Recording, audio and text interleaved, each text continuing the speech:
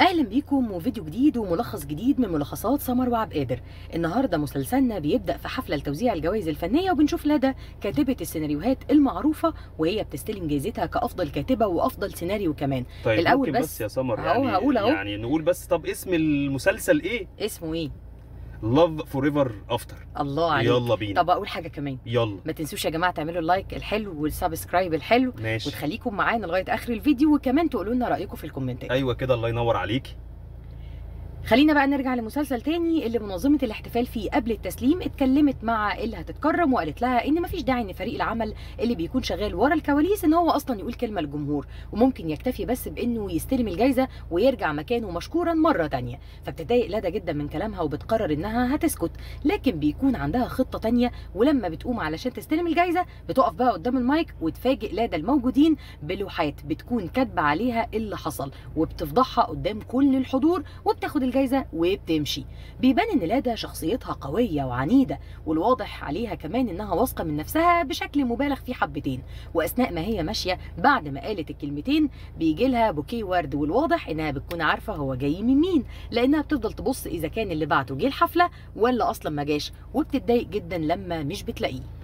بعدها بقى يا سمر بنرجع للحفله مره تانية، وبنشوف شخص غريب وغامض داخل الحفله. ولما بيجي وقت تسليم جايزه افضل اغنيه وبيقوم المغني علشان يستلم جايزته، بتكون في واحده داخله الحفله وباين عليها انها متعصبه جدا، وبتطلع على المسرح وهي ماسكه مسدس وبتهدد المغني بانها هتقتله. ولكن الغريب ان محدش بيتفاعل مع اللي حصل ده تماما، ولا حد بيديها اي اهتمام ما عدا الشخص الغامض اللي دخل الحفله، اللي بيقوم بيسالها اذا كانت هي السيده بانجا، فبتبص له وهي مستغربه وبتقول له ايوه، فبيصدمها الشخص ده وبيقول لها انها ماتت. وفعلا بنشوف ذكريات بانجا وبنعرف انها كانت تبقى حبيب المغني ده، وانها ضربت نفسها بالنار وانتحرت. ولما بتنهار بانجا على الارض بياخدها ويها حاصد الارواح وبيروح بيها لحمام السباحه. فبتقوم بانجا من على الارض وهي مندهشه، هو ازاي جابها هنا بعد ما كانوا في الحفله؟ وبتساله عن سبب انهم موجودين هنا اصلا، فبيقول لها ويها ان كل روح ليها بوابتها الخاصه اللي لازم تعبر منها، وبيطلب منها تتقدم وتنط في حمام السباحه كده من سكات.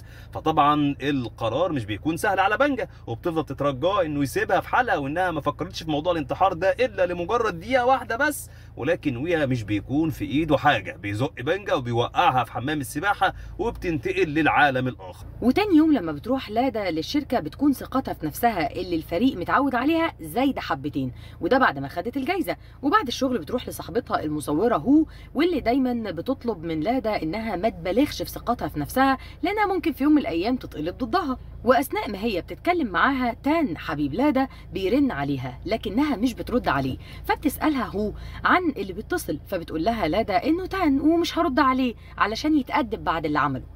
وبنعرف بعد كده ان تان هو اللي بعت البوكيه لندى يوم التكريم، لانه ما قدرش يجي بسبب الشغل اللي عنده. ولما بتروح علشان تقابله بيكون واضح عليها انها لسه متضايقه منه، وعلى الرغم انه بيفضل يصالحها ويدادي فيها الا انها بتكون مش مدياله اي اهتمام، لحد ما بيحس تان انها زودتها، بالذات بقى لما طلبت منه انه يعتذر لها قدام الجرسون. فبيبص لها تان وبيعتذر لها، لكن على اليوم اللي عرفها فيه، وبيقوم وبيمشي.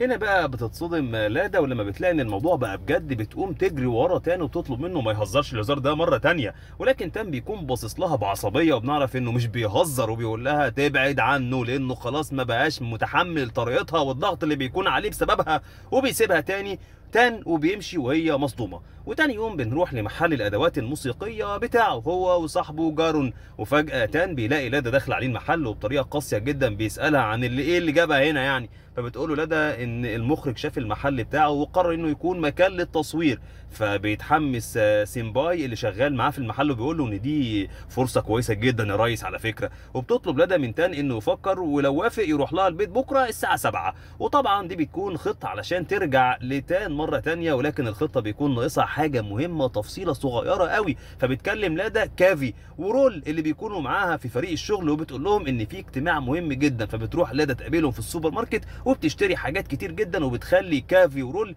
يشيلوها ويروحوا البيت على امل انهم يبداوا الاجتماع هناك. وبيفضلوا هما الاثنين يحضروا اكل، وفي الاخر بتقول لهم ندى انها اجلت الاجتماع، وبتنزل كافي ورول وهم متعصبين جدا. ولكن هنا بنعرف ان ندى عندها حساسيه خطيره من الجمبري، والسبب اللي بيخليها تجيبه هو ان تان بيحبه. شوف يا اخي الحب برضه. وبعد شويه تان بيخبط على الباب وهو حاسس بحاجه غلط بتحصل، وبيعرف ان كل ده كذب علشان لادا ترجع له. وفجاه بنشوف ويها وهو داخل البيت، وده بيكون معناه حاجه واحده. والناحيه الثانيه لما بتسال لادا تان عن سبب انه سابها بيقول لها كلام قاسي جدا، وعلى الرغم من ده لادا مش بتكون قادره تسيبه، بتقول له انه لو مشي هتنتحر. فبيبص لها تاني وبيقول لها انها مش بتعرف تكذب، فبتمسك لادا الجمبري وبتهدده انها هتاكل منه والله. وبتستغل انه بص للتليفون وبتحط قطعه جمبري في منديل وبتقول له انها اكلتها. هنا بيخاف تان جدا وبيتصل بالاسعاف، ولكنه بيلاقي الجمبري على الارض وبيعرف ان لادا لسه بتخدعه يا بنت اللذينه. والمره دي بيمشي بجد، فبتقعد لادا وهي يائسه تماما وبتشرب النبيذ اللي اشتريته، ولكنها بتلاقي فيه طعم غريب وبتطلع منه قطعه جمبري. وبتشوف رول وهي بتسأل كافي عن مدى قوة حساسية لادا، فبتستغرب كافي وبتسألها بتسأل ليه يعني. فبتبص لها رول وهي قلقانة وبتقول لها لأنها نسيت تغسل الكاسات كويس.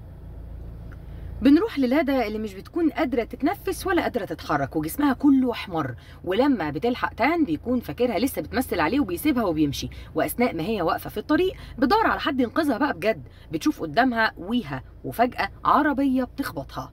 لكن بعد العربية ما بتخبطها بنشوف لادا وهي قايمة سليمة، وحتى آثار الحساسية بتكون اختفت لحد ما بيظهر لها ويها وبيصدمها إنها ماتت وبيوريها كمان جثتها.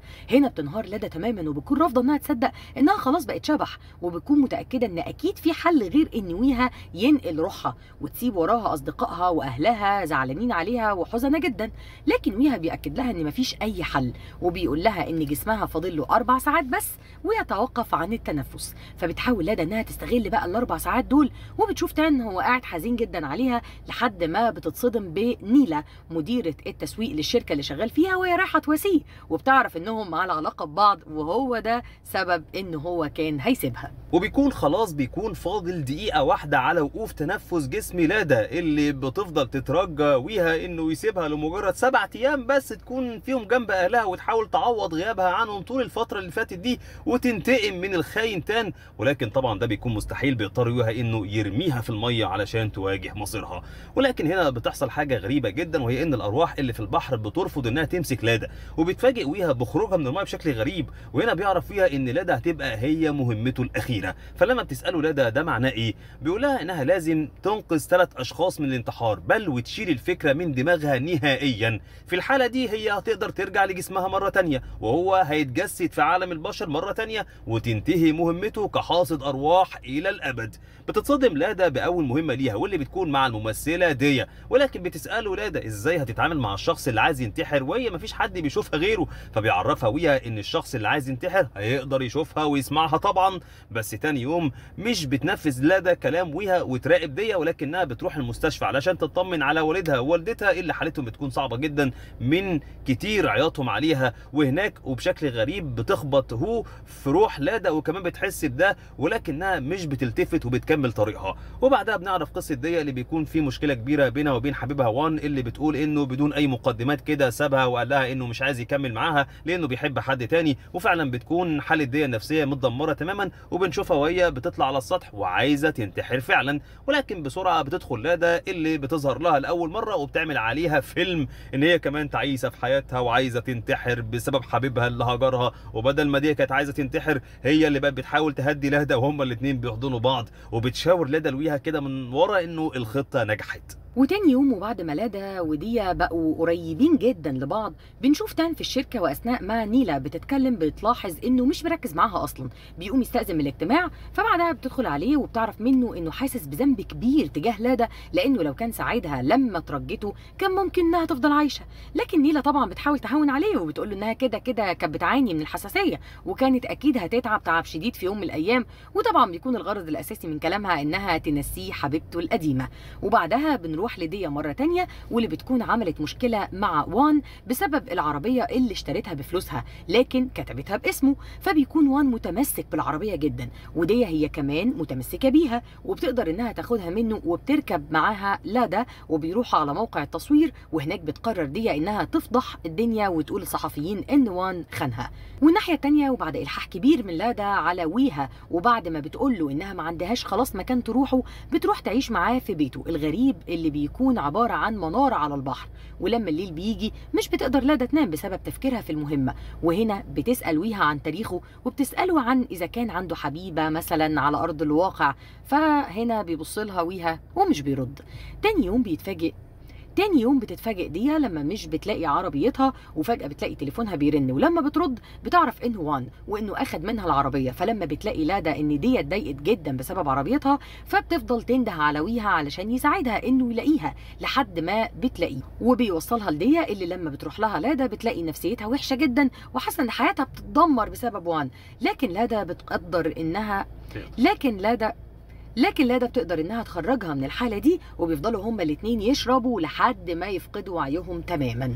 وبيخرجوا مع بعض، وبتروح لادا بدية لمحل موسيقى بتاعتان، وبتفضل لادا تقول لها ان حبيبها القديم خانها وبتحكي لها كل حاجه، ولان دي سكرانه بتمسك طوبه كبيره وبتحدفها على المحل، وكل ده بتحاول لادا انها تمنعها، ولكن دي بتكمل لحد لما بيخرج لها تان. ولما بتشوفه دي بتعرف ان ده هو ده حبيب لادا اللي كانت بتتكلم عنه، وبتحدفه هو كمان بطوبه في راسه. بيروحوا كلهم على اسم الشرطه، وهناك بتفضل بقى دي تتكلم عن صاحبتها اللي خانها تان، وانه شخص حقير. فبيستغرب تان من كلام دي لانه ما خانش حد في حياته غير لادا اللي المفروض انها في غيبوبه، وبيكون مش عارف دي عرفت الكلام ده منين اصلا. ولما بيخرجوا من الاسم لادا بتكون واقفه مع ويها، وبتلاحظ ان اول لما نيلا بتيجي لتان عند الاسم ويها بيبص لها بتركيز غريب. وبعد اللي بيحصل ده بتروح دي البيت، وبعد ما كانت مبسوطه باللي عملته بتبدا تنهار من العياط وبترجع لحزنها مره تانيه. ولكن المره دي بتكون ديا واخده قرار الانتحار، وفعلا بتحط دواء بكميه كبيره جدا في مشروبها وبتشربه. والناحيه الثانيه بيكون ويها محمل لدى مسؤوليه اللي حصل ده، لانها بدل ما تبعد فكره الانتحار عن دماغ ديا راحت تنتقم من حبيبها القديم. فبتقلق لدى من كلام ويها، وبتروح جري البيت ديا وبتفضل تخبط، ولكنها مش بتفتح لها. فبتقلق لدى اكتر، ولكنها مش بتكون عارفه تتصرف ازاي، لحد لما فجاه بنلاقي شخص بينزل حبل على بيت ديا وبيقدر انه ينقذها، وبنعرف ان ده يبقى الممثل الشاب ترين. وفي نفس الوقت بتكون هو قاعده هي كافي ورولو بيفرجوها على فيديو ديا لما حدفت محل تان بالطوبه، ولكنهم بيلاحظوا وكأن ديا بتكلم حد في الفيديو، وبيشكوا في ان الحد ده ممكن تكون روح لادا اللي رجعت علشان تنتقم من تان بعد ما خانها.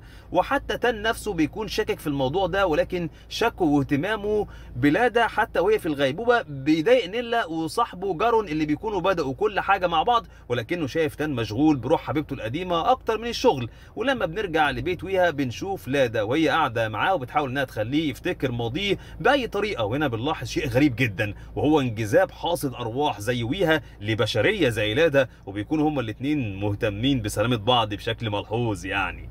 بس دي كانت الجزء الاول من المسلسل بتاعنا. يا رب يكون المسلسل عجبكم، قولوا لنا في التعليقات ايه توقعاتكم للجزء الثاني، واستنونا في الجزء الثاني اللي ان شاء الله يكون قريب جدا من ملخصات سمر وعبادر. سمر عايزه تقول لكم حاجه؟ باي باي.